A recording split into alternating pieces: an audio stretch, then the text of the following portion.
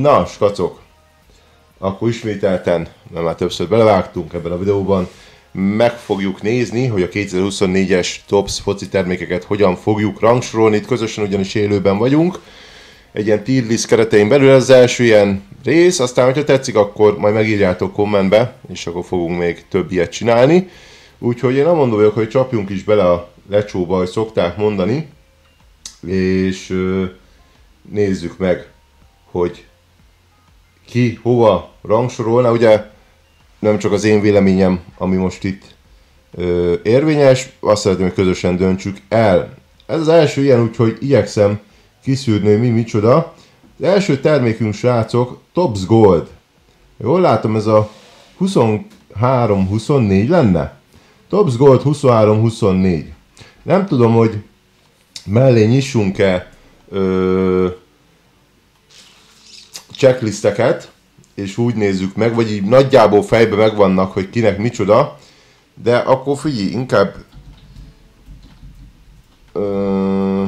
írogatunk checklisteket.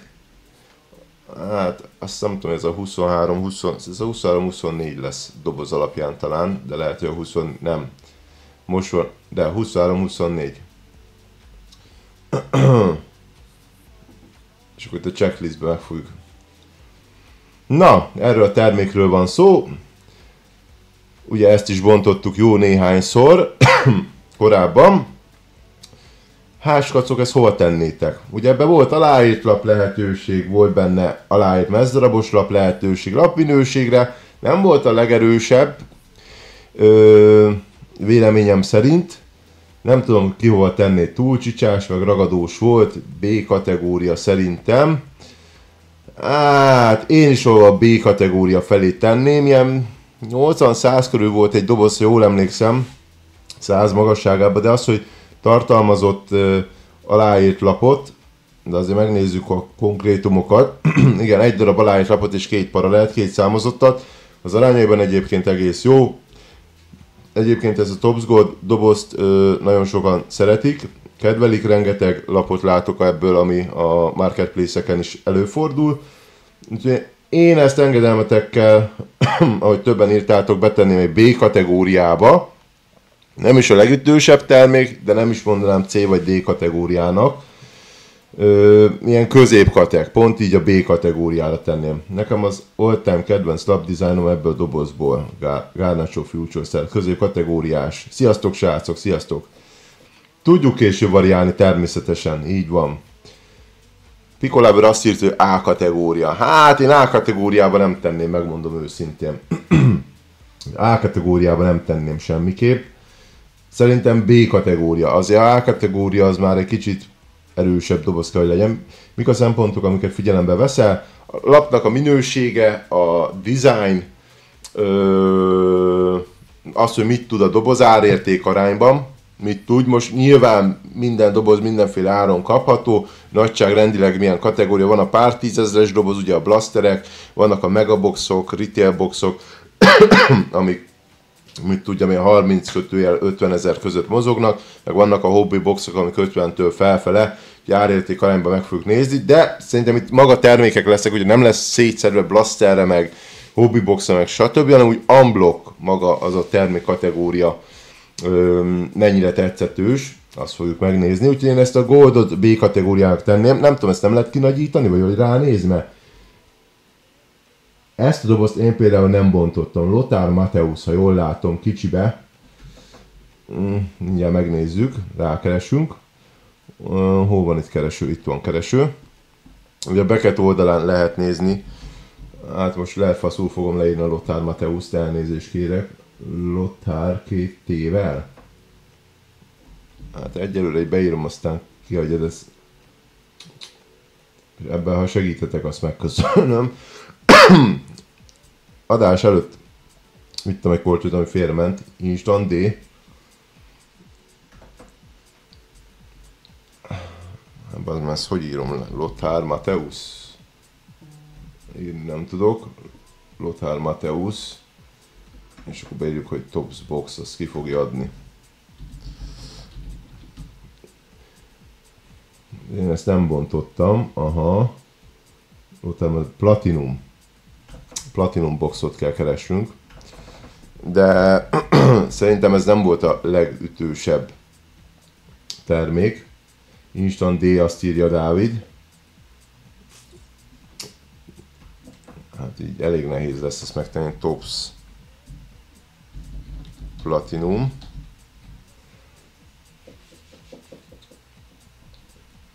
Nem volt egy sikeres termék, sajnos kevés bontást láttam belőle. Én is láttam belőle olyan sokat. Megmondom őszintén. Nincs külön valami checklist kereső, mert ez így eléggé hosszadalmas lesz. Ez lehet itt a szakörtém. Nem. Nem. Jó. Ezt most elengedjük, nem fog rákeresni. Ez nálam amúgy ilyen CD kategória. collectesk.com. Köszönöm szépen. Ott nézd meg. Azt is szoktam hébe-hóba használni. .com. Elírtam valamit? Collecto. Bocsánat. sk.com. Ja, így egyszerűbb lesz, csak ez német oldal, azt hiszem. Platinum. És akkor itt bele is tudunk nézni. Na, köszönöm szépen Dávid, így sokkal gyorsabban fogunk haladni a dolgokkal. Szóval erről a dobozról lenne szó, én ezt nem bontottam, úgyhogy így nyilatkozni nem tudok, így rátok hagyatkoznék srácok e tekintetben. Hát ilyen kaliberű lapok voltak benne, gondolom ez egy Bundesliga doboz. Gondolom nem volt a legerősebb lapminőség. Nem egy Top Chrome kategória. Figyelj srácok, én hallgatok rátok, Bogus Dávid, Szakár Tomi, Albi is azt írta, hogy ez D. Legyen D, nem tudok nyilatkozni, nem bontottam. Nem is találkoztam, nincs is ilyen lap a gyűjteményemben, ez nekem kimaradt. A következő dobozunk a Knockout széria. Hát nem a legerősebb széria, se én azt mondom. Nálam ilyen Showtime, na ezt elírtam Cockoutra, de jó van, de tudja, mire gondoltam. Nem a legerősebb széria, ez a tipikus Showtime, hát ez olcsóbb beugrós kategória, a Summer Signings széria, talán ez a doboz, ez lesz az igen 23-24. Ugye itt dobozonként, nem fordította le magyarra? Az jó. Egy darab aláírt kártyát tartalmaz, és két dobozonként aláírt kártya lehet benne, amit tartalmaz, az 2 darab számozott lap alapjáratom. Hát mondom, de még dizájnra is megmerem kockáztatni, hogy ez ilyen Ctrl-C, Ctrl-V Showtime. Lehetnek benne szép lapok, nem azt mondom árérték, vagy érték tekintetében nyilván nem a legerősebb kártyák. Ennyi kép van csak, nem akarom elinni. Hát nem tudom srácok, ez C vagy D kategória, én B-be semmiképp nem tenném. C első körben azt írja Ákos, Isú is, Viktor is azt írja C. Online exkluzív termék, nálam C, kezdő termék, sok az ismétlődés, nekem ez ugyanúgy D.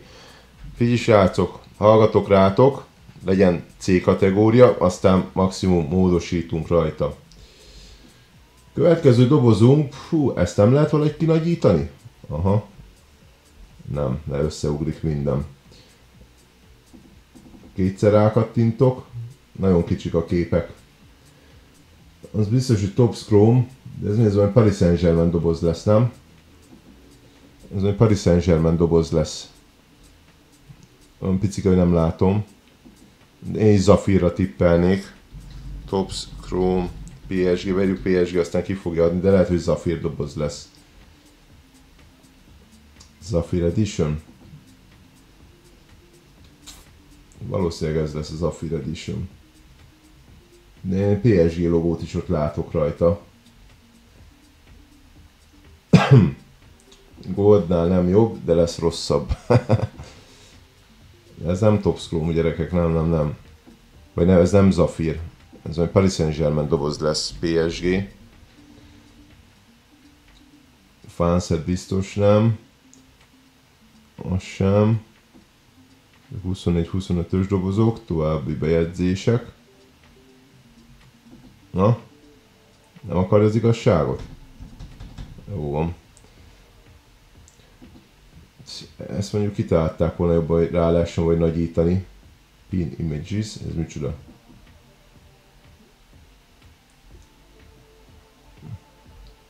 Hát ez így fasza, mert így most... Aha, csak a reklámok pont kitakarják. Na, pont kitakarja az a reklám. Coming soon. Ez valami Paris Saint-Germain doboz lesz. Akkor beírom, hogy Paris. Nem lehet, hogy női. Menjek rá jobb klik és megnyitás új oldalon.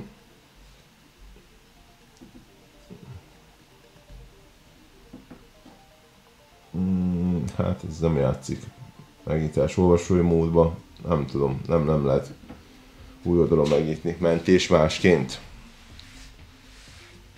Hát ez beboldalt. Jó. Nem tudom, srácok. Ezt ide tesszük egyelőre. Nem tudom. Az a baj, hogy vakon nem akarok semmit se dobálni. Az jó lenne látnánk valami képet. Paris, így beírom. Biztos nem fanset, biztos nem teamset. Szerintem ez lesz az, nem? Ez viszont 22-23-as. 23-24-ből Olimpia, Paris, hivatalos szurkolói futball, ez is fanset, ez már 24-25-ös. Top Scrum 22-23, Paris Saint-Germain, azt írja Ákos. Rákeresünk. Ez így hosszú adás lesz. Jó. Azt a kurva 3,3 millió forintos doboz. Az új baráti. Az így baráti. A Tops honlapján megnézzük. Erről a dobozról lenne szó. Hát gyerekek, ez B-től fölfele szerintem. Onkardaukról beszélünk, ahogy nézem, ezek szerintem nem matricák. Bár a picsa tudja. De szerintem ezek onkárlapok lesznek 3 misi fölött. Mágnesstokba jönnek a lapok. Lapminőségbe biztos, hogy nem A4-es papír kategóriát kap itt az ember. Azt kell megnézni, hogy mit tud egy ilyen doboz. 22 darab számozott lapot tartalmaz. És 22 darab on-card number autograph. 44 darab lap van benne. Hát ez szerintem S kategória, gyerekek. Hiába Paris Saint-Germain, hogy most csapatra van lebontva, viszont ez nálam S kategória. Maga a doboz is amúgy pucparádé prémium kivitelezés. Így ránézésre is, az, hogy van benne, jól értelmezem, 22 darab, minimum 22 darab Chrome kártya, igen, 99 vagy kisebb számozás, plusz, minimum, plusz 22 darab, ez szerintem 44 kártya. És ez semmiképp sem C, ne viccelj, ez nem C kategória. Ez nem C kategória. Onkardaukat kapsz, hogyha tényleg 22 darab onkárdau van benne, most az más kérdés, hogy hozzá a doboz árát, mert nyilván ahhoz bele kell nyitni Messitől kezdve Neymarig mindenféle alacsony számozásban. Nem tudom, hogy Mbappé benne van ebben még, de valószínű, hogy 22-23 ebben benne van, bár mondjuk 23-24-es tier-listben nem tudom, hogy került bele. Én ezt betenném. Egyre tegyük be A kategóriába, jó? Aztán majd variálunk. Most így vakon nem szeretnék más. Ez a Forever doboz lesz, csak azt nem tudom, hogy a Bayernes vagy az Arsenalos, de szerintem a Bayernes doboz lesz ez. Bayern Forever, ugye ez is egy prémium doboz. 3 darab mágnestokos kártyát tartalmaz. Amiből 2 aláírt, vagy 3 aláírt. Egy számozott és 2 darab aláírt kártya van benne. Hát ezek árak tekintetében nem egy olcsó doboz. Nem tudom, itt egy a bajom, megmondom őszintén, S kategória nálam semmiképp. Hiába prémium. Tele van női játékosokkal. És jó formán ugye nyilván nem azt gyűjtjük elsősorban. És nagyon nagy csalódás, amikor ilyen dobozokat veszünk, és relatív drága pénzért is, és női játékos van benne. Én ezt, maga a doboz kivitelezése az top-top, volt már szerencsém Forever Arsenal dobozokhoz. Az, hogy 3 darab aláírt van benne, viszont A kategóriába azért nem tenném, mert matricás aláírások vannak benne. Azért, ha már ilyen, hát nem azt mondom, hogy high-end, mert azért van ennél följebb, de a körüli terméket dobnak ki, akkor szerintem dukálna mellé az On-Card AU, úgyhogy én ezt engedelmetekkel betenném egy B kategóriába, nem tudom, hogy ti hogy vagytok vele. Női miatt C. Hát figyelj, hogyha most azt nézzük, a Knockout a C kategória, azért annál jobb a Forever. Viszont itt is tegyünk sorrendet, viszont hát nem tudom, Goldnál jobb. Itt tudom variálni a sorrendet? Tudom variálni.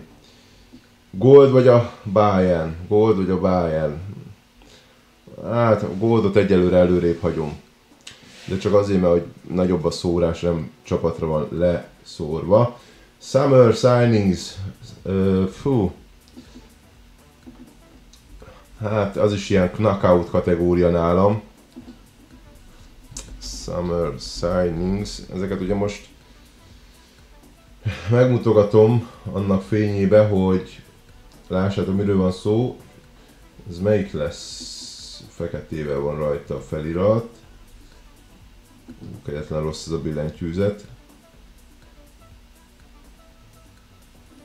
Hát most nem fogom tudni megmutatni, mert itt talán nincs is. Nálam ez C kategória. Hát D-be azért nem tenném, Dávid, mert azért nagy átigazolások első lapjai általában aláírva itt találhatóak meg. De én a Knockout-tal egy kategóriába tenném. Lothar Matthäus doboz mellé azért nem tenném be. Hú! Nem rémlik, ez melyikért nem nyitottunk. Hát vagy nyitottunk, csak nem ezt a típus, de ez talán még Bundesligás is. Ja, ez Bundesligás lesz. Akkor valószínűleg ez a doboz lesz az. 23, de ez 24-25, 23-24, valószínűleg ez lesz az. Hát lapminősége vannak azért ennél komolyabb lapminőségek. Én ezt mindenképpen C kategóriába tenném. Azért mondtam a D-t, mert Bundes D semmiképp lesz rosszabb, azt írja Isu. Jó srácok, a végén variálunk, jó? Haladunk tovább. Haha, nagy kedvenc, Pristine. Hú, őszinte leszek. Én amikor a reményekkel nekiestem annak a doboznak, amilyen ára volt megjelenéskor, emlékszem 200 000 forint. Én megmondom az őszintén, nekem akkor a csalódás is volt. Ez ugye ez Euro 2024-es doboz volt. Itt jöttek be a képbe elsősorban a Topsnál ezek a licensz nélküli lapok. De nem lehet elvenni a szót amellől, hogy azért vannak benne nagyon extra kártyák, úgyhogy erre nagyon kíváncsi leszek, hogy ti mit mondotok. Ugye ezek voltak a Pristine lapok, nyitottunk is, egy teljes kész talán levontottunk belőle. És az olasz-francia, nem is tudom még melyik válogatott, lehet bele se teszik direkt, sőt nem is teszik bele a checklistbe ezeket a lapokat. Volt 4 válogatott, ahol nem volt licensz, és jóformán ilyen oda photoshopolt, igénytelen képek tárultak elénk. Angol sincs, angol, olasz, francia, igen. Nyíltak szép hitek, Dávid, nem azt mondom, nyilván hit van a dobozba. Meg maga az elképzelés az amúgy egybe volt, hogy ha azt nézzük, hogy van benne 3 darab aláírt kártya, ugye összesen 6 darab mágnestokos lap volt benne, voltak benne ugye számozott lapok is, nem is kevés, viszont összességében nekem a design az valahogy nem jött át, meg ennyi pénz, én most a kezdeti ára, most az, hogy azóta beesett az ára 100-150 000 forint közé, az egy más dolog, de az, hogy 200 000-ért ez így egyben elég gyengusz volt. A kategóriában én nem tenném. Bézlapot mástokba, azt nem vágom. Igen, hát azok ilyen paralellek voltak, nem bézlapok, de jóformán oda is elmentek. Hát figyelj srácok, ha azt nézzük, hogy a Knockout meg a Summer Signings van C kategóriába, akkor én B kategóriába tenném ezt a dobozt. B kategóriába tenném. előrébb hoznám a Bayern meg a Gold elé, hát jó, ezt majd a végén rendezgetjük. B kategóriára tenném. Árérték arányban kevés rosszabb doboz van ennél. Most az oké, hogy nyílt itt van, hogy 1/1 Cristiano Ronaldo, szép, meg jó, de az maga az összképen, maga a doboz tartalmán nem változtat meg. Nem is ez a lényeg. Neked B kategória. Én is van B kategóriába tenni, most próbáltam összehasonlítani a többi dobozzal. Na, Topps Finest, Euro 2024. Hát el szép kis emlékek fűződnek, ugye ebből volt egy Magic kézünk, amiből jött egy per 5 Cristiano Ronaldo aláírt, egy 1/1 Superfractor Raffaello lap, per 5 Robert Lewandowski, nagyon komoly lapokat nyitottunk ebből. Nekem nagyon tetszett ez a doboz, ugye 2 darab aláírt kártya van benne dobozonként, és mellette sok-sok számozott. Én a dizájnnal is amúgy meg vagyok békélve, remélem ez a kölgés adás végig abban marad. Én nálam ez egy AB kategória ez a lap. Én nálam ez egy AB kategória ez a termék. 100 000 forint magasságában van az ára, ugye? Azért kapsz 2 darab aláírt lapot, jöttek is belőle szép lapok, design szerintem rendben van. Itt is az a Franya licensz, hogy lehetne ez is S, de így AB. Ez S kategóriára tenni. Én S kategóriában nem tenném el Zsú, mert itt is a licensz probléma visszajön. Nálam ez A kategória, nem tudom, hogy vagytok vele. Úgy szintén B licensz, Nuku, hiányzik rengeteg bossból egy AU-ban, amíg 3 morus van, amelyik egy. Hát én hál' nem futottam bele ebbe a problémába. De legyen A1 előre, aztán meglátjuk, hogy Albi is mondja. Gyerekek, nekem most az egyik kedvencem, Topps Múzeum. Én ezt engedelmetekkel, én ezt S kategóriába betenném. Aztán majd ti megmondjátok, hogy vagytok vele. Nekem a Múzeum széria az egyik kedvencem. Sok szép lapom is van onnan. Nem kérdés, sokan is írjátok, S kategória. S kategória. Szerintem ez egyszerűen eldőlt. Kevés lapos. 6-7-8 lap van benne, 8 lap, 1 darab aláírt lap, 1 darab aláírt mezdarabos lap, 1 darab mezdarabos lap, és van egy base paralel. Nekünk volt egy ilyen csodadobozunk, az fönn is van TikTokon, videóként, amiből rengeteg aláírt lap jött, de gyerekek, ezek gyönyörű lapok. Szóval, és ott is van, hogy hivatalos bajnokok ligája meccslabdából van, a labdadarab a kártyában, a mezek azok javarész mérkőzésen viseltek, ugye itt jöhettek onkárda'uk is, nálam ez nem kéne, hát most ez gyönyörű. Aranykeretbe, Leo Messi aláírt kártya, onkárda'ú ráadásul, ez nem kérdés, szerintem itt kár is tovább húzni az időt, hát bookletről nem is beszélve, Supreme bookletekről nem is beszélve, az ez egy top-top termék, ezt nagyon eltalálta a Topps, úgyhogy ez egyértelműen S kategória nálam. Jön a következő termék, ami a Finest bajnokok ligája doboza lesz. Kicsit kicsúsztam a képből TikTokon, sorry. A mikrofont valahogy átállítom. Finest. Ez lesz az. Én nálam ez hasonlóan az előző A kategóriába tenném. Ezt láthattuk is, hogy Amerikában kinyitották ezt a gyönyörű Dual Messi Ronaldo Superfractor 1/1 AU-t. Nálam ez A kategória, srácok, itt is ugyanúgy 2 darab aláírt kártya található dobozonként, 3-4 számozottal. Húha. Így fog tenni ez egész nap. Na ez amúgy A kategória, mert minden insert szép benne, számozottak is, design nagyon szép. S-tírbe tervezett többet, vagy oda csak egy mehet? Nem, mehet több is S-tírben, nincsen megszabva, hogy egy vagy több. Szerintem a sima nincs egy szinten az euródobozzal. Mármint milyen szempontból is hogy ez jobb. Ezt A kategóriába tenném, de akkor Tisú feldobta ugye a labdát, hogy ő nem tenné egy kategóriába az eurós Finest-et. Most ebben volt a RC Güller, RC sokat nyom szerintem egy boxnál. Eurostamp jobb, nálam SB. De mivel jobb is? Nálam meg pont, hogy az euró, ha azt nézzük, hogy ott vannak licensz nélküli lapok, nálam pont, hogy ennyivel gyengébb. Licensz miatt fix veri az EB-t, azt írják TikTokon is. Egyelőre adjuk A kategóriába, azt a végén megnézzük. Na ez milyen doboz lesz, srácok? Ez micsoda? Na eltűntek a reklámok, úgy látom. Aha. Stars of the Summer. Ez is olyan Bundesligás sztori lesz. Ilyet nem bontottunk. Stars of the Summer. Ez micsoda? Hát ez is ilyen Summer Signing-os doboz lesz. Nem találok róla így most egyelőre infót. Én ezt betenném a többi Summer Signing-os doboz mellé C kategóriába. Annyi Finest idén van, hogy a régi dupla miniboxos kivitelezés erősebb volt. Hát ebbe egyetértek. Én ezt C-be beteszem, srácok, így elsőre, aztán jobbnak látjátok, akkor majd mondjátok. Ez micsoda?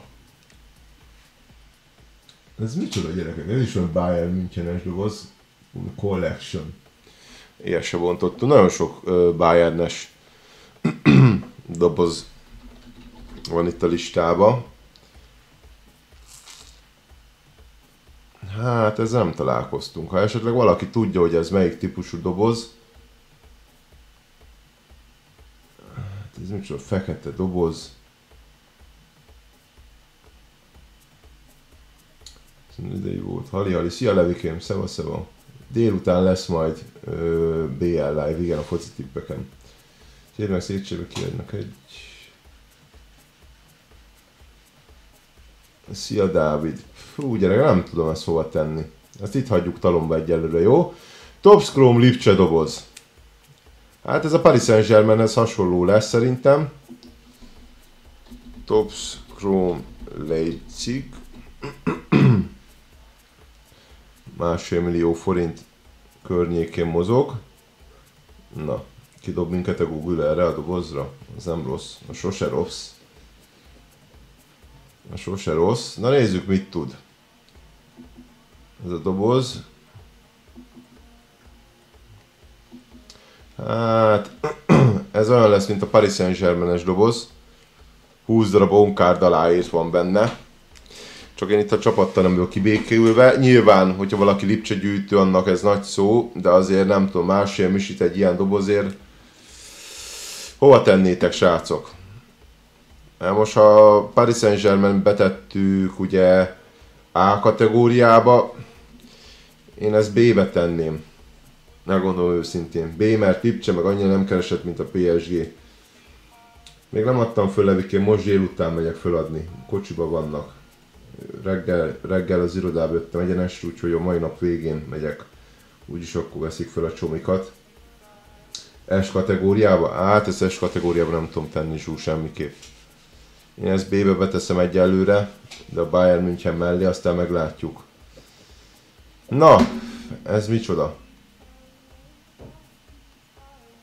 Topps Premium Season 23-24, milyen jó Isten ez? Ez valami Dortmundos box lesz, nem? Topps Premium Season Dortmund. Vannak itt olyan dobozok, amikkel nem találkoztam. Szerintem ez lesz az. 950 fontért lehetett ezt megvenni. Na mondjuk ezt adom. Itt rendes bőröntbe kapjuk a kártyákat. Rendes bőröntbe.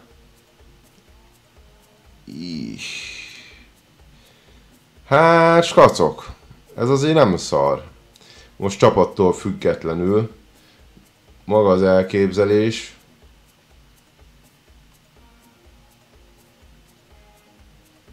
Nem tudom, ezek matricák vagy onkádok, így nem tudom megállapítani. Maga a tálalása az 10/10 szerintem. Ennyire hozza ki Márkóról személyesen. Hát szerintem én ezt A-ba tenném.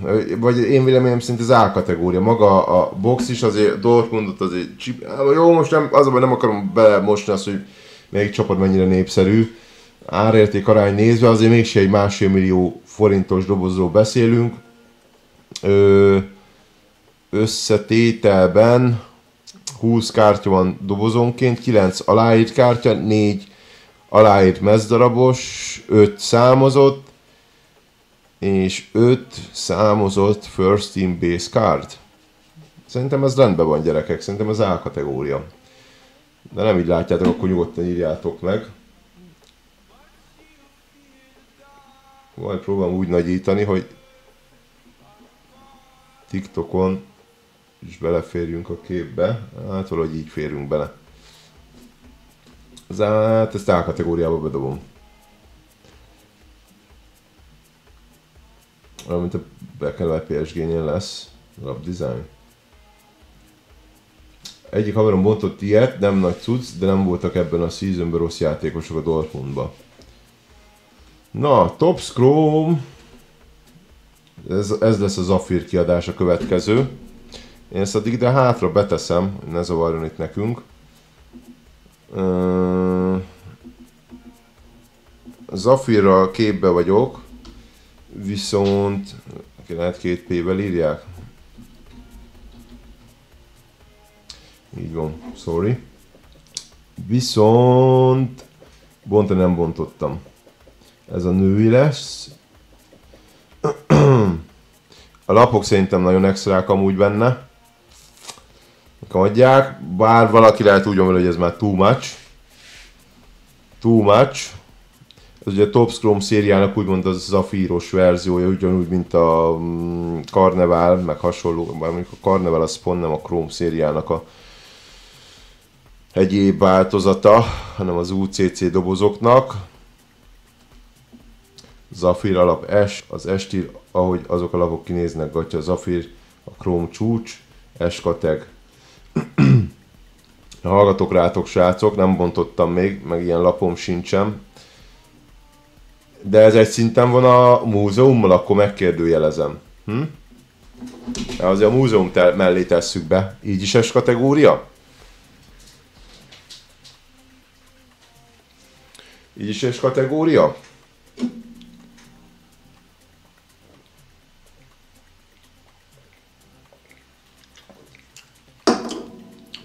Én alapjáraton A-ba tenném amúgy. Szerintem igen, mert más árkateg.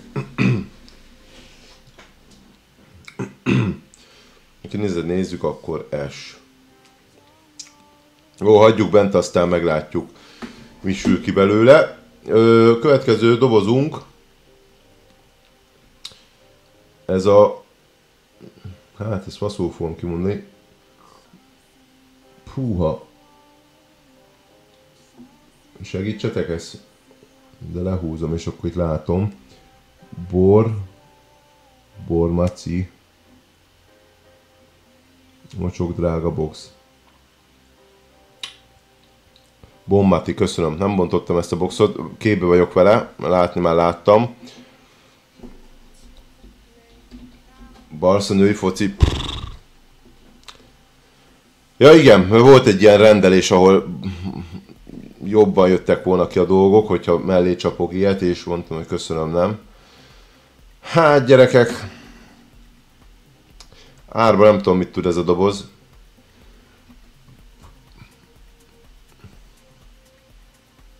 C kategória. Hát jó, most azzal nem vagyunk kiengesztve, hogy egy Iniestát mellé böfögnek. Hát ez ja. Ez már szerintem is C kategóriába. Ez a doboz. Hova tettem le? Az előbb itt van. C kategória. Inception. Most nem fogom mindegyik dobozt megnyitogatni, srácok, azért bontogattunk nagyon sokat. Amivel nem találkoztunk, azt megnézzük. Mert már így is fél-háromnegyed órás videónál járunk lassan. Nekem ez S kategória, nem kérdés. Az Inception széria. Nekem az Inception meg a múzeum az egy kalap kabát. Szerintem abszolút S kategória, de kíváncsi vagyok, hogy ti hogy vagytok vele. Nekem az Inception kicsit csalódás volt amúgy. Na, mert hogy isú. Maga a lapok vastagsága amúgy szerintem rendben van, a design az nagyon szép, ugye van benne aláírt kártya is.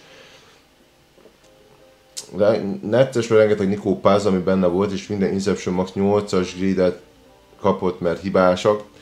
Hát jó, de akkor most ennyi erővel, ha lenne Panini, akkor az Immaculate-et, meg az Impeccable-se tegyük S-tírbe mondjuk, mert lehetetlen 10-esre begrédeltetni őket. Szóval most a grédeléstől tekintsünk el. Nekem is csalódásról semmi Excel nem emlékszem belőle, én A-ba tenném. Hát nem tudom. Aztán jövőre a Nikó Pász 3-szoros csinál mindenki pénztárcájába. Nálam S-ről lecsúszik. Isús azt írja, hogy S, Zsús, vagy Isús azt írja A, meg Zsús azt írja, hogy A. Hát skacok, meggyőzhető vagyok, győzzetek meg. Sokat nem bontottunk belőle, mert nem egy olcsó doboz. Szóval most az, hogy nem láttunk olyan extrákat belőle most 2 doboztól, nyilván nem várok csodát.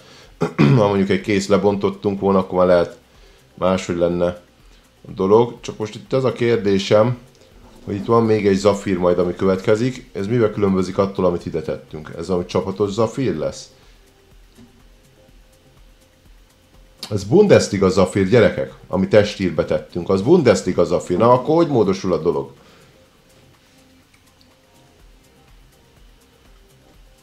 Ezt a Zafírt akkor betesszük esbe, mert erről volt az előbb szó, de ez Bundesliga Zafír. A kategória? Lecsúszik A-ba?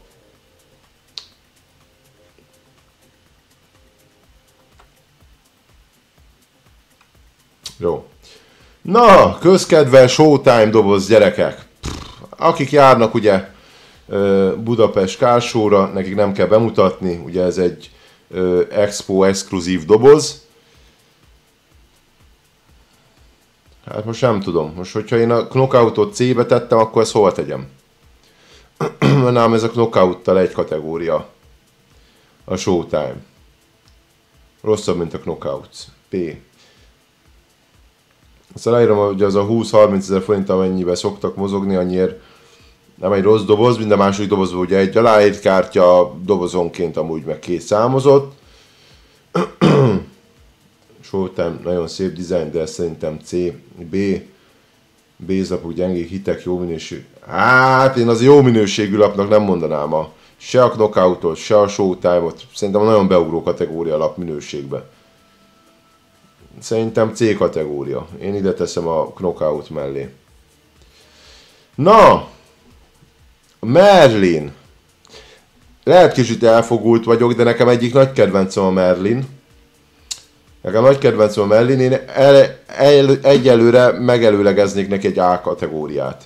Nálam a Merlin egy A kategóriás box, mind a blasterek, mind a hobby dobozok, rengeteget nyitottunk belőlük, blasterekből is nagyon komolyakat sikerült már kihalászni. S-be nem tenném azért be a Museum Inception, Top Chrome, Zafir trió mellé, de szerintem a Merlin az egy A kategóriás termék, aztán majd ti meggyőztök az ellenkezőjéről. Idei Merlin szerintem gyengébb lett, mint a tavalyi. Hát... Ugye ezekben vannak a labdadarabos kártyák is. Ez melyik évjárat? Ez a 23-24-es, ami ősszel jött ki szeptemberbe. Nem A kategória, srácok. Győzzetek meg, addig rákeresek a következő dobozunkra, amely egy Bundesliga Midnight doboz lesz. Én abból nem rendeltem be, meg nem is bontottam. Maga a lapoknak a dizájnja az nagyon extra. Az nagyon extra. De lapminőségről nem tudok nyilatkozni, mert nem fogtam még a kezembe Midnight lapot. Nekem a dizájn nagyon tetszik, közben itt mutatom nektek. Melyik szériáról van szó, ugye lehet benne aláírt mezdarabos kártya is. Aláírt lapok. Én egy ilyen B kategóriát megelőlegeznék neki. 3 darab aláírt kártya per doboz. Rizikós box nagyon.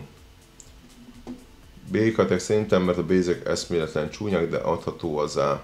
Midnight B. Egy UCC-t ajánlom, ami 20-30 ezer körül van. Hát én az ideit ajánlanám, vagy ami most a 24-25-ös. Jó, a tavaly se volt rossz, azokkal, csak az a baj ott a blastereknél is, hát most ugye a hobby dobozt nem fogsz kapni 20-30 ezerért.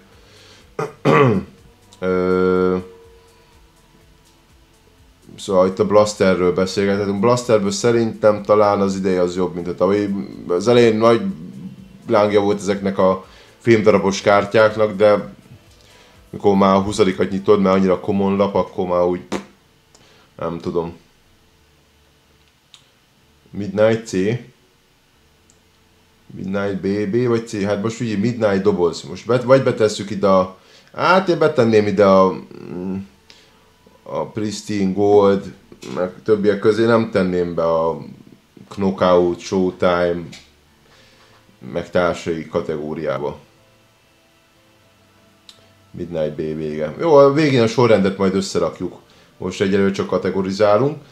Következő, szerintem no kérdés, Dynasty doboz. Én ezt ide behúzom, megelőlegezem, és ezt így be is teszem előre. Ilyet nem bontottunk, itthon nem is tudom, hogy bontottak-e. Millió körül van a dobozára. De megmutatom, hogy... hogy írják, Y-on van a Dynasty.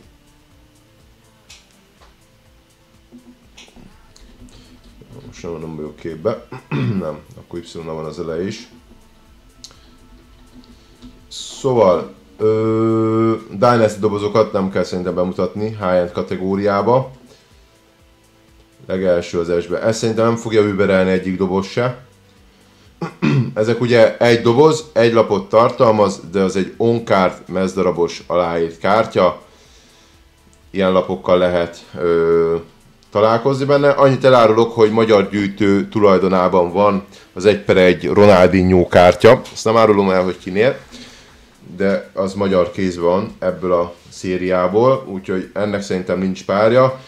Pont ezt beszélgettük, amikor ugye az NBA meg az NFL licenszek átkerülnek a Topshoz, hogyha abból ledobnak egy Dynasty dobozt a piacra, és ott is tudni fogja a Match Run funkciót a mez, akkor szerintem megvettek minket kilóra. Nyilván az teljesen más kategória, meg pénztárca kérdése ez a doboz, de ez gyerekek 1/1 Ronaldo, Nazario, Real, ott a Real mezből a logóból a korona, Mourinho, Chelsea. Még kérdés?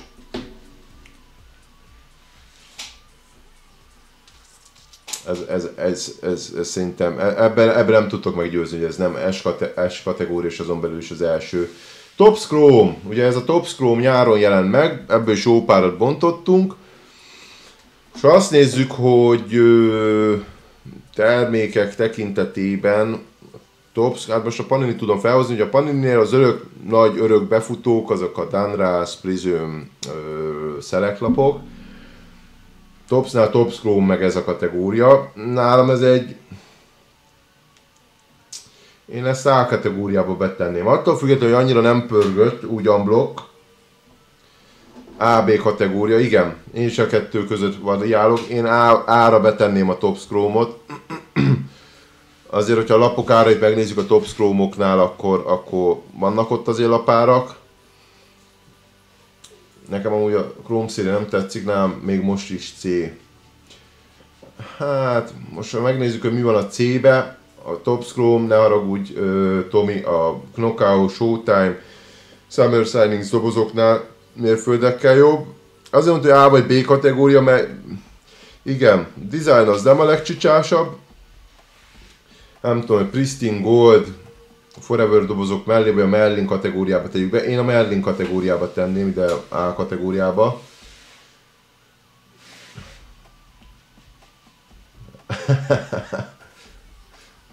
Az előző doboz egy is, igen, a Dynasty dobozok. Szerintem még több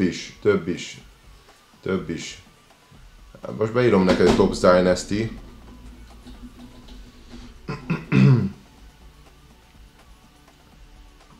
Hát csak a lap box. UCL Dynasty. Ugye a Forma 1-ből jelent most meg a Dynasty doboz. Abból is eszméletlen lapokat szedtek ki. Baseballból is van. WCL, mit írjak be? Hát a Forma 1-es kerül 890 000 környékén, jó, mondjuk van 5 kilóér is. De az itt magában egy lap, egy Modric per 10 on-card mezdarabos lap, jó, be van PSA-ba grédeltetve, nem látom milyen grade, de 7 kilóba árulgatják, most az, hogy tud-e annyit vagy nem, az nyilván más kérdés.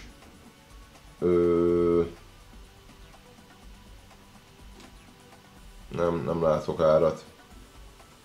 Sold out. Nem csoda. Nem csoda, sold out. Árat se látok, de ilyen misi fölött van a Dynasty dobozára, az fix. Na, hol tartottunk? Stadium Club Chrome. Na gyerekek, Stadium Club Chrome. Hogy vagytok ezzel a dobozzal? Ugye ez most novemberben jelent meg, ez szerintem a 23-24-es kiadás.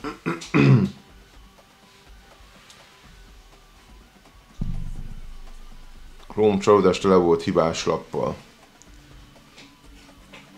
Limitál, főleg, hogy per 5 vagy per 10 legnagyobb számozás. Nem sok van már a piacon. eBay-en elvétve biztosan még pár darab. Stadium Club Chrome. Hát, nekem ez B kategória, gyerekek. Én alapjáraton szeretem. A-ba is beletenném, akár ugye egy darab aláírt lap, 3-4 számozott volt dobozonként átlagba. De nagy igen, a lapismétlődés az elég nagy relatív. Úgyhogy szerintem a B kategóriába kiegyezhetünk. Na, Dortmund. Ja nem, itt van még, bocsánat, itt kihagytam meg. Bundesliga 60-as kiadás. Hát nálam ez C kategória ez a doboz. A 60-as Bundesliga. Nem tudom, ti hogy vagytok vele, bontani nem bontottam, vagy talán egy-egy dobozra bontottunk. De annyira nem fogott meg. Liverpool csapatból csak egy lap, az maradt meg. A Stadiumból kiesett az Excellence lap, per 25 Jamalon Kár. Az nagyon csúnya, az nagyon csúnya. Az nagyon csúnya. Dortmund doboz. Ezt nem bontottam, gyerekek, ez nem tudom melyik doboz. Az a baj, csapatspecifikus dobozokat nem nagyon szoktunk bontani. Hát meg se tudom tippelni. Srácok, amiről így nem tudok nyilatkozni, azt beteszem ide középre B-be, aztán meglátjuk. Mourinho, gyerekek, a Mourinho-s doboz. Nem bontottuk, de én azért nem is bontottam, mert láttam belőle bontásokat, engem nagyon nem vett meg az a box. Nem tudom ti, hogy vagytok vele. Engem nagyon nem vett meg az a box. B kategória. Rátok, hallgatok, bontani nem bontottam. Kéből alapminőség nem a legerősebb benne. Nem is tudom, hogy pörgött ennyire. De nyilván, amire van igény. Nekem C jele. Én is valahogy C kategóriába tenném ezt a Mourinho boxot. Egyelőre beteszem ide, aztán végén megnézzük. Ez mi? FC Barcelona Riplet? Mi az Riplet? Hoppá! Lothar Matthäus, hova szöksz? Riplet? Az mi a jó Isten? Nem is hallottam még erről. De vannak itt olyan dobozok, srácok, hogy Riplet, ez valami Barca doboz. De 23-24-es dobozokról van szó, akkor mennyit tesznek bele 2008-9-es doboz? Na mindegy, most már megnézzük, 2008-9-es doboz. Húha! Ez megint más kategória, ahogy nézem. Ez matricás aláírások vannak benne. Mágnestokban érkeznek a lapok. Kimondottan Barca fanoknak. 5 darab kártyát tartalmaz. 5 darab kártya, és mind az 5 aláírt. Hát ez szerintem minimum A kategóriáról indul. 5 számozott aláírt kártya, igen.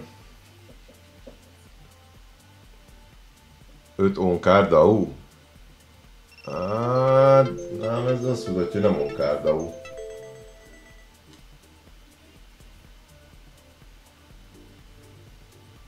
Ez másfél kötője 2 millió forintos doboz, azt írják Twitch-en. Ilyen nyílt itthon? Igen? Az mondjuk azt adom.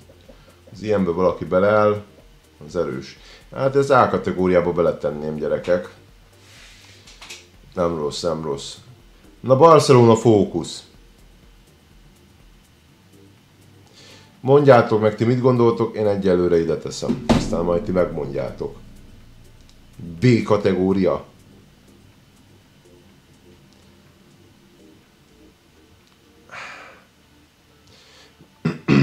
Meggyőzhető vagyok.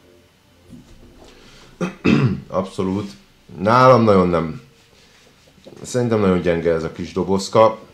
Oké, jöhetnek belőle aláírtak, de szerintem borzasztóan gyenge. 50 000 forint magasságában van. Egy EU két számozottat tud. Szerintem borzasztóan gyenge. Én C kategóriánál többet ennek nem. D, ha nagyot nyitsz, az is értéktelen, azt írják. B vagy C, mert van benne Romeo Au. Én ezt D kategóriába hagynám. Aztán, ja, hát itt van egy Paris Saint-Germain box. Nem, megint nem tudom, itt Tops Premium. Black and White. Black and White. De kapar a torkom. Ez is valami high-end termék lesz, nem? Nem. 140 font. 140 font.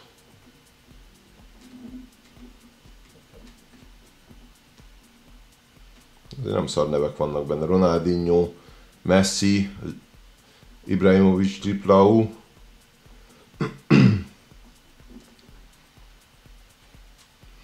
Így első ránézésen ám rendben van ez a doboz, nem tudom specifikációban mit tud. Egy darab aláírt kártya, egy darab aláírt mezdarabos, egy darab mezdarabos, plusz 2 darab Premium Base kártya, 5 darab lap összesen, és 49 a legnagyobb számozás. Ez nálam elmegy az A kategóriába, a muskacok. 140 font, hát most nem tudom mennyi a font, 60-70 körül lehet átszámolva. Szerintem az A kategória simán van. No szignál? Mi az a no szignál? Nincsen adás? Ó, basszam ki. Jó van, srácok, várjatok. Lemerült a kamera. Lemerült a kamera.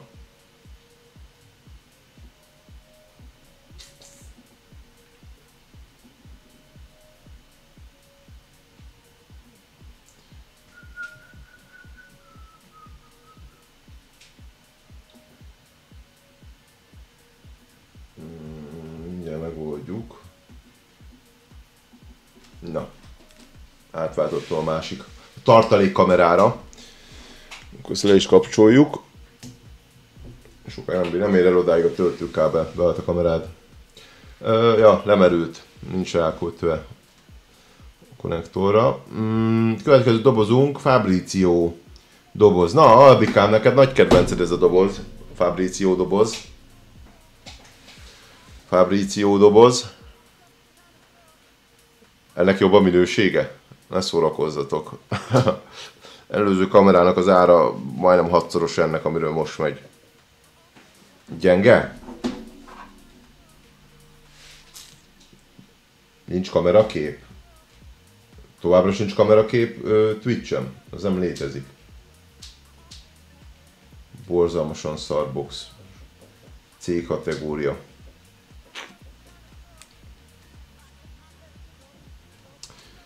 Hát ja, én is oda tenném. Ez is ilyen showtime kategória amúgy.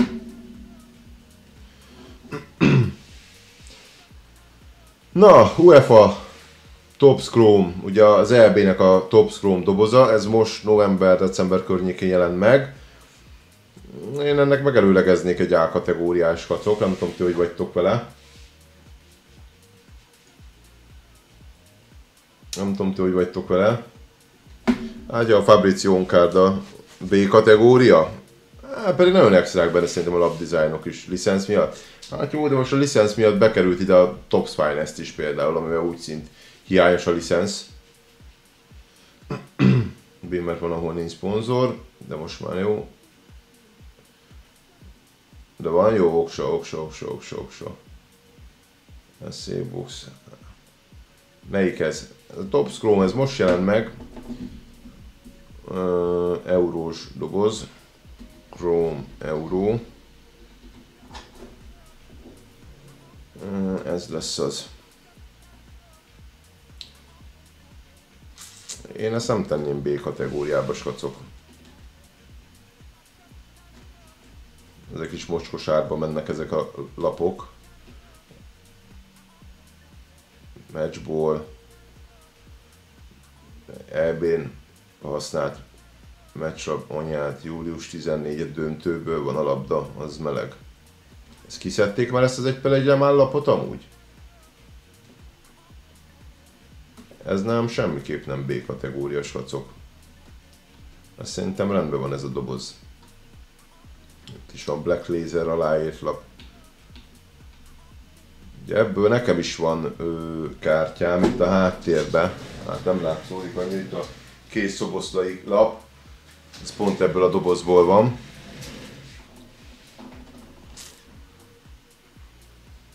Úgyhogy én ezt hagynám az A kategóriába. Top Chrome, még egy Zafir? Ja, de ez az eurós kiadás. Hát azt nem bontottam, srácok. Eurós kiadás, hát beteltjük ide A kategóriába. Vagy hogyha van olyan, aki bontott, nézett ilyet, nyugodtan mondja meg, de én ezt betenném A-ba. Bár sima Top Chrome Zafirt meg S-be tetettétek. Zafir az S. Jó, legyen S, srácok, rátok hallgatok. Top Chrome, Forma 1, 2024. Nálam ez C kategória, gyerekek. Nálam ez C kategória. Nagyon-nagyon mocskos módon tele van vágva. F2 lapokkal, F3 lapokkal. Ezt nem tudom följebb tenni egyszerűen. 100 x ezer forint, 100-120 ezer forint magasságában egy hobbi doboz. Vagy van benne aláírt kártya, vagy nincsen. És ráadásul a lapoknak a 70%-a F2, F3. Úgyhogy ez C kategória nálam. Sajnos erre jobbat nem tudok adni. A Pedokpass agyonveri a Pedokpass ezt a terméket. Csak ott ugye alapminőség. Top Chrome Disney. Na, ilyet nem bontottunk, de azt tudom, hogy mocskos árakon mennek ezek a dobozok, meg a lapok is. Hát, I don't know. S-tier? Disney S-tier? Én egy megbizalmazok neki.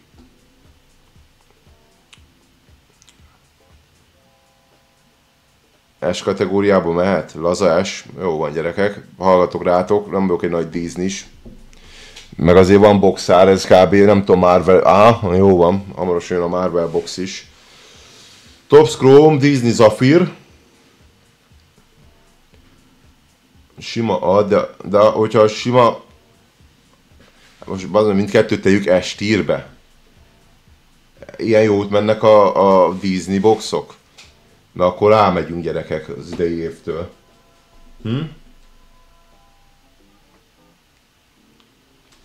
Kicsit kinagyítom a képet, mert nem látszódik rendesen TikTokon a kategória. Akkor S és mi az S? A Zafir az S.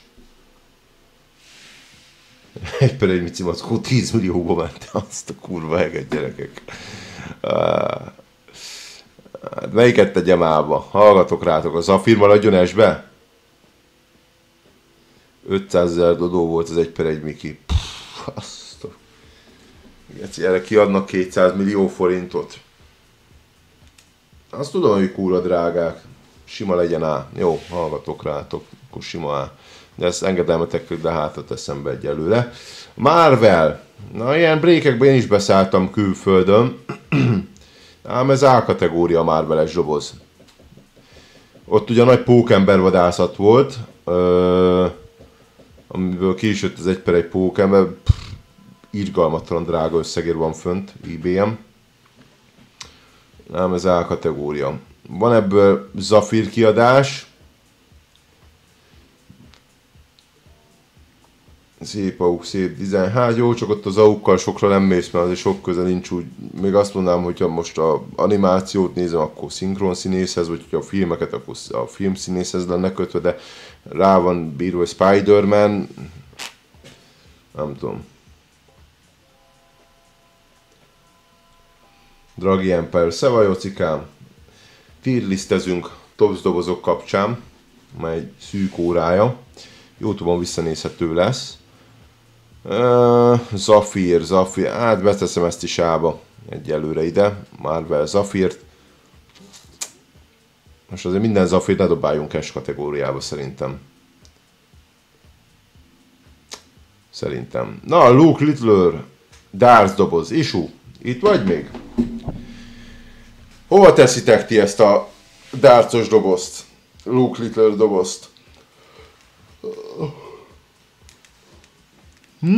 A kategória? A kategória? Egyértelmű A? Nem láttál nyitást belőle? A lapokat láttam belőle amúgy. Nekem egy bajom van csak vele, hogy csak a csávóval kapcsolatban lehet lapokat nyitni, ami... Maga a lapok amúgy extrák. Meg nem is volt egy olcsó doboz. Nem tudom. A vagy B. Nagy hype meglogolta a Tops. Az biztos, hogy amit tudtak, azt kiszedtek belőle ott a Darth VB ide alatt. Ugyanúgy, mint a Mercury Vambinél. Így van. Hát én egyelőre beteszem B-be. Aztán, de csak azért, mert csak vele kapcsolatban voltak lapok, nem tudom. Na gyerekek, Deco doboz. 23-24-es Deco doboz. Hát lehet nem fogtok velem egyet érteni, de nálam ez a Deco, ez C kategória. Tomi! Deco S kategóriában semmiképp, akkor itt leállítom a live-ot inkább. Azt nem gyerekek, ne csináljátok már, a legjobb doboz, ne csináljátok már velem. A Deco. Én nem tudom akkor hol brékeltek, mit mondtak, hogy fogtatok ilyen lapokat. Gyere, nagyon gatya a lap minősége. Nagy eszméletlen gatya. Azt aláírom, hogy egy aláír, 2 számozott. Így van, ahogy Isu is mondja. Ám egy szintű a Gold, bár mondjuk ha a Goldot betettük oda, akkor jogos. B kategóriát megérdemli. A C-t nem, de B-t megérdemli. Nem is a Golddal egy kategória a Deco. Egy az egybe. Nagyon gyenge, minőségben nagyon gyenge, ne haragudjatok, nagyon gyenge minőség. Lehet vannak benne szép lapok, jó lapok, de minőségre nagyon gyenge. Hitekben erős, de A vége, B eleje. Hát én ezt A-ba nem tudom tenni, Dávid. Ezt A-ba, én nem tudom, ezt a Deco dobozt én egyszerűen a lapminőséget nem tudom betenni a Tops Chrome-ok közé. Nem tudom betenni a Tops Chrome-ok közé. Szeva GV, minden fasza, tierlistezünk. Rengeteg hibás lap is volt. Én ezt B kategóriában meghagyom a Golddal. UCC, hobby doboz. UEFA Club Competition 24-25.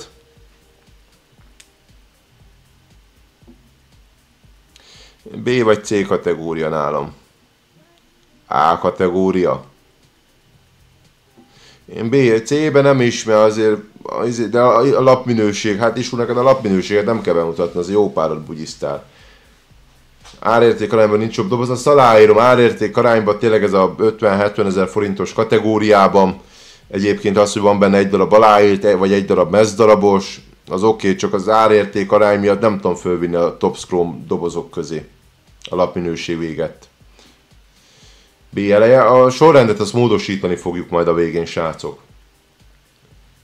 Árérték arány B, nekem is B. Jó, akkor jó. Legtöbben B-t írtatok. Hát gyerekek, fanszetek. Ám ez D kategória. Tök jó, tényleg ebben a 10 000 forint tartományba, ha valamelyik csapatnak a szurkolói vagytok, tudtok lapokat szerezni tőlük, van megmarázási, aláírtat nyissatok, de ez abszolút belépő szint. Ez tényleg, ahogy Dávid is írja, belépő szint. nem tudom, az izék közébe tenni, Showtime-ok, meg a többi C-kategóriás dobozok közé, ahol még annak is nagyobb az esélye, mivel minden másik dobozban nyílnak aláírt lapok, hogy lehet benne aláírt lap, vagy talán kézenként van 2. Match kategória. Hát azért Match kategóriához nem hasonlítanám, de a base-lapok azok ugyanazok, nyilván egy dobozból szinte megvan a teljes sor. Ez tényleg, ahogy mondja, fanset rajongóknak egy doboz. Argentin Lineage doboz. Argentin Lineage doboz. Ilyet nem bontottunk, de ilyen lap van itt az irodában is. Került hozzánk ilyen lap. Szerintem minőségben amúgy nagyon rendben van ez a doboz. Szerintem minőségben nagyon rendben van ez a doboz. A vagy B kategória. Hova tennétek? Betennétek el a Top Chrome-ok közé, a Finest-ek közé, vagy inkább ide a Gold, Stadium, simán? Szerintem A kategóriát tud ez a doboz. A kategóriát tud. Blue Moon, Manchester City Box. Ilyet nem nyitottam, viszont láttam. Hát engem annyira nem fogott meg. Én ezt így elsőre B kategóriába tenném. Nem tudom ti, hogy vagytok vele. Isu azt írja C kategória. Tamás azt írja B. Láttam őket B kategóriába tenném. Lapok minőség erős, de nekem is B. Ezt szerintem, hogy B-t tud, azt nem tenném be azért a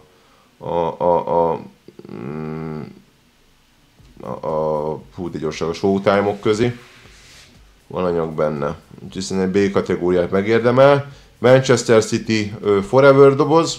Megvalószínűleg nem is tudtam, hogy van Cityből Forever doboz. Ahogy a Bayern-t, én a Cityt is ide betenném B kategóriába. Egy kaptafa. Arsenal, úgy szint szerintem B kategória. Ugyanazt tudja, nyilván itt a csapatok, hogy különbözőek, úgyhogy ezt a kettőt.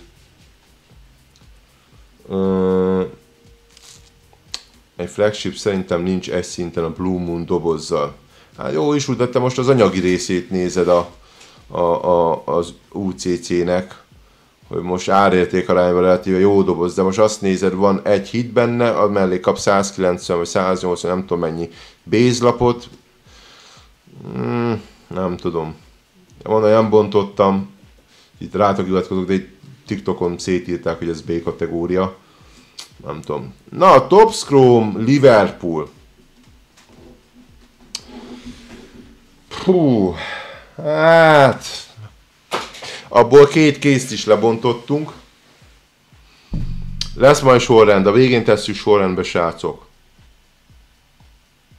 Jó kis box volt, de B kategóriába tenném. Sok volt. Igen, a női lapok, meg a rengeteg ifi lap. A rengeteg ifi lap. Isu, ma rossz lábbal keltél föl? Isu D kategóriába tenni a Liverpool Top Chrome-ot. Azért D kategóriában nem tenném a fansetek közé, azért annál szerintem jobb doboz.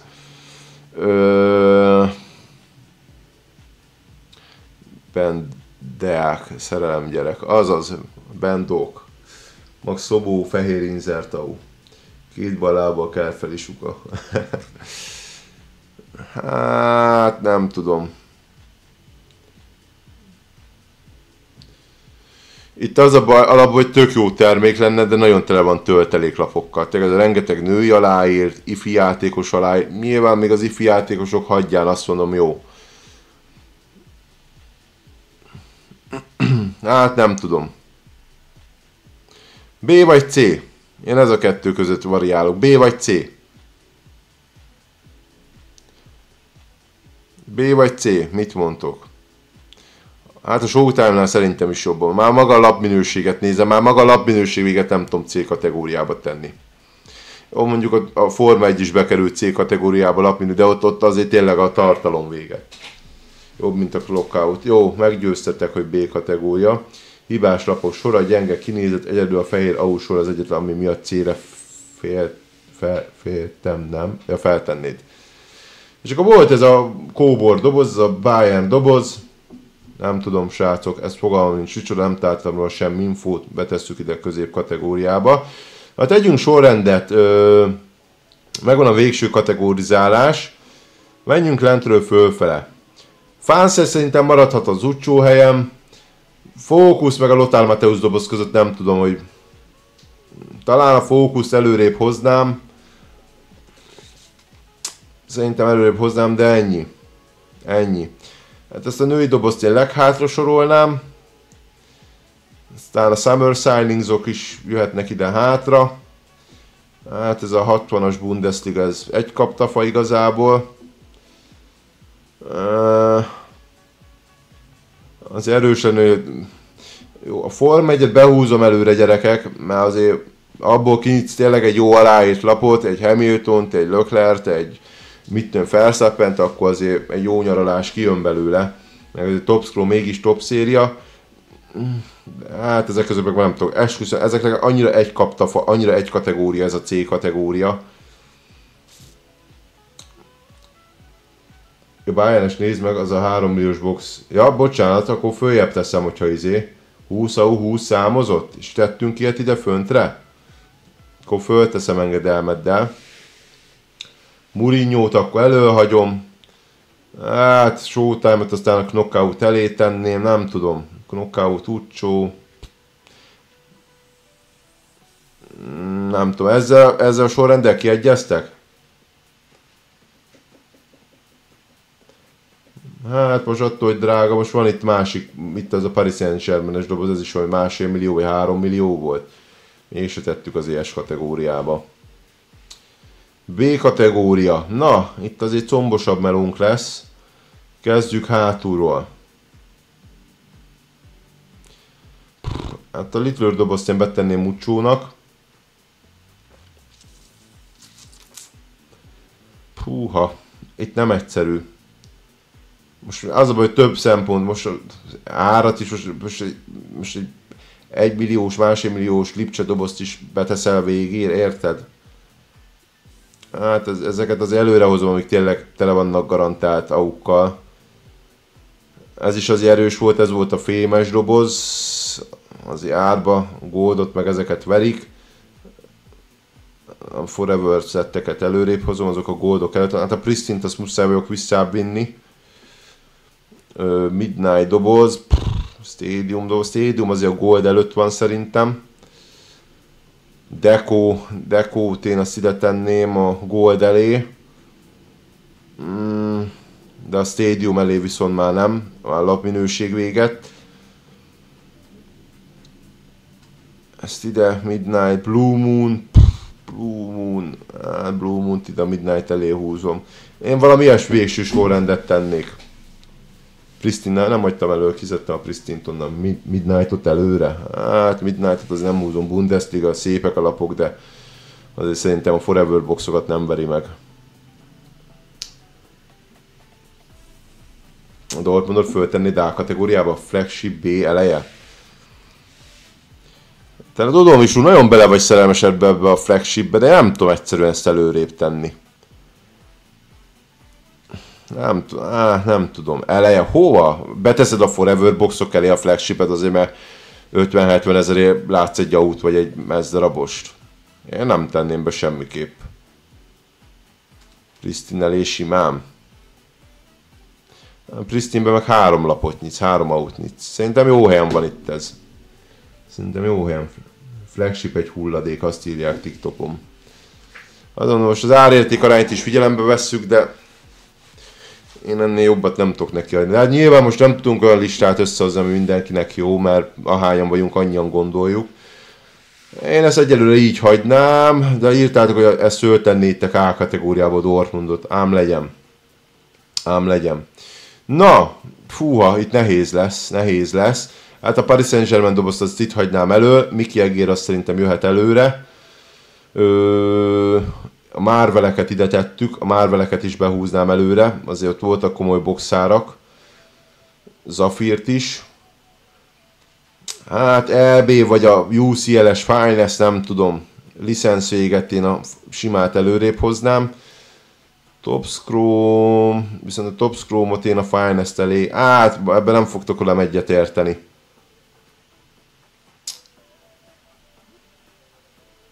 Én a Top Scrum-ot hát nem tudom. Nem tudom. Én valahogy behúznám. Tudom, nem szeretitek. Eurót meg a Finest elé? Melyik eurót?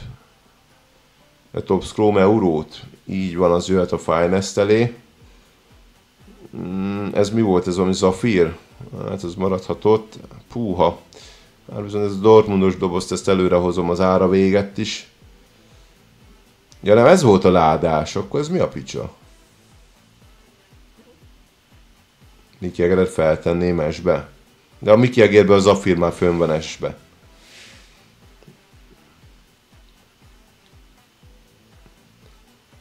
Marvel kártya nagyon extra minősége, nagyon csípem, rengeteg bontást láttam belőle, és rá voltam szopódva. Ez a Barca box is erős, gyerekek, ne felejtsük el. Ezt ide behozom. Hát Mickey Jagger fölmeltesbe. Meg én megmondom őszintén, én föltenném a Marveleket is. Szia Roli, szeva, Barca box mehet előrébb. Melyik Barca box? Hova? Izé elé? Betennéd a Dortmund elé? Hát most az minden Mickey Jageret, meg minden Marvel dobáljak föl elsőre.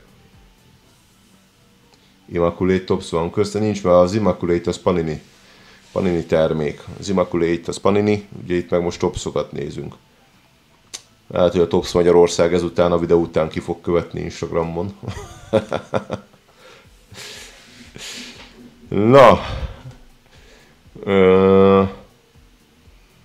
Lineage doboz. Hát nem tudom, bassza meg. Hát jó, ezek csak top termékek. Hát ezt a Marvelt én felhúzom amúgy S-be. Ez nagyon nagyot ment ez a Marvel, mert ott is olyan lapárak vannak, hogy olyanban nyísz bele. Minőségben ugye Chrome széria. Merlin, hát én a Merlint azt behoznám ide, itt van a Stadium, nem? Hol a Stadium? Ez lentebb van a Stadium? Ja, lentebb van a Stadium. Hát nem tudom, Finestek mögé tenném a Merlint. Top Scrum Zafir Edition.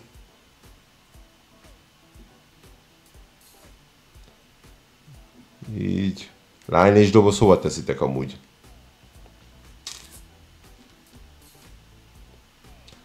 Lineage doboz hova lehetne eltenni?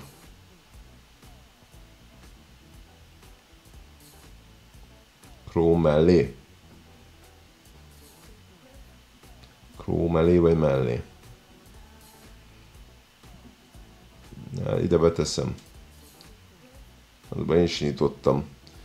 Lapminőségét vágom, mert van egy-két aláírt lapunk. Paris Saint-Germain doboz. Ebben voltak azok az aláírt lapok.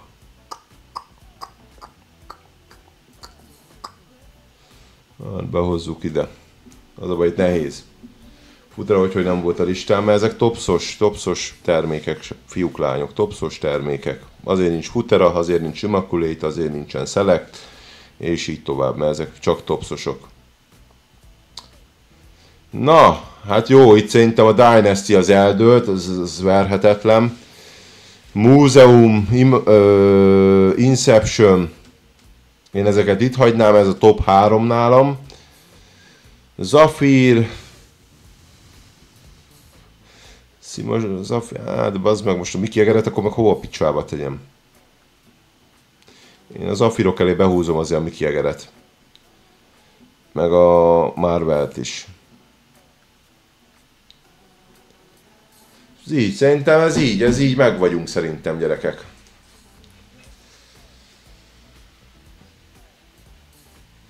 Dízi a félbe raknád a múzeum elé? Nem fogom berakni, nem fogom top 2-be. Most próbálom a magam részét is nézni, most értem, hogy közösen rakjuk össze. Nem nyitottam láttam lapokat elenyészőbb ezekből a Mickey Jaggeres Disney zsógokból. De lehet tudnak jobban, de én tudom, hogy kurva drága lapárak vannak, hogy hogyat nyitsz. Múzeum elé nem tenném be. Legelőre a Mickey meg a Marvel simán. Sima Top Scrum szerinted veri a mellén? Szerintem veri egyébként. Szerintem veri.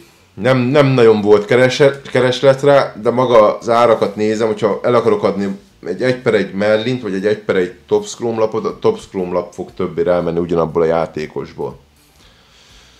Úgyhogy minőségben a Top Scrumot ezért muszáj vagyok előrébb tenni. Muszáj vagyok. Hát srácok, ez lenne a végső sorrend. D-tírbe Focus, Lothar Matthäus box és a fansetek. C kategóriában Top Scrum F1, Mourinho-s doboz, Showtime, Here We Go box, a Knockout box, a 60 Bundesliga doboz, Summer Signings dobozok, meg ez a Bonamita, vagy mi volt, Bonita női doboz. B tírbe került a Top Scrum Lipcse kiadása, Forever boxok, ugye az Arsenal, Bayern és City. Őt követi a Pristine, Stadium, Deco, Gold, UCC, Blue Moon, Midnight, Top Scrum Liverpool és a Little Box. Pár mondjuk lehet a Top Scrum Liverpool behúznám a Midnight elé, nem tudom, most már mindegy, nem variálunk. A kategóriába Paris Saint-Germain, Top Scrum doboz, Tops Barca box, Dortmund, Bayern, Dortmund, Paris, Marvel Zafir, Top Scrum Foca, Top Scrum Euro 24, az argentin Lineage doboz, Finest, UCL és Euro doboz, Top Scrum Zafir és Merlin, és az S-tírbe a Dynasty lett az első, a Number One, utána a Museum, Inception, Top Scrum Walt Disney, Sima és a Zafir, Marvel, Top Scrum doboz és a két Zafir kiadása, úgyhogy ezt sikerült így összehozni. Bon Matti, köszönöm szépen. Paniniből is lesz ilyen? Nem tudom, srácok, írjátok meg kommentbe, legyen a Paniniből egy ilyen kiadás. Ha szeretnétek, akkor összerakhatunk egy ilyet a tavalyi termékekből, meg úgy unblock. Remélem, hogy ezzel valamit úgy sikerült az új nézőknek is, akár itt élőben néztétek, akár visszanézitek YouTube-on, segíteni azzal, hogy a jelenleg azt mondom, hogy friss termékek milyen kategóriába helyezkednek el, árértékarányban, minőségben, annak fényében, hogy mennyire értékes lapokat lehet nyitni, stb. Úgyhogy a kategóriák szerintem azok stimmelnek, az, hogy most a kategóriákon belül mi a sorrend, az nyilván személykérdés, meg egyénfüggő, most abban nem fogunk tudni örök igazságot tenni. Egy Gold vagy Deco sokkal jobb, mint egy licensz nélküli Finest. Hát ne haragudjatok, a lapminőség véget nem tudom föltenni A kategóriába. Nem tudom egyszerűen föltenni A kategóriába. Én tudom, hogy bele vagytok szerelmesedve a Gold meg a Deco boxokba, rengeteget nyitják itthon. Én nem vagyok annyira odaérte, ízlések és pofonok. De ja, sárkányok, ha lennének, simán mehetne S-tier top 1 helyre. Azt mindjárt gondoltam, Tomikám. Viszont nektek nagyon szépen köszönöm a mai figyelmet. Hát rövidebbre terveztem, helyette lett egy másfél órás videó live, amiben összeraktuk ezt a dolgot. Ha szeretnétek, mondom, hasonló tier listet, akkor írjátok meg nyugodtan kommentbe, és akkor ránézhetünk valamikor. Havi egy ilyet összehozhatunk egyébként, szerintem tök jó buli, meg be tudjuk lőni, hogy melyik box hova tartozik, úgy erős sorrendbe. Mára ennyi lettem volna. Találkozunk hamarosan a következő élőbe, vagy videóba. Mindenkinek további szép napot kívánok, jók lehetek, puszi, sziasztok!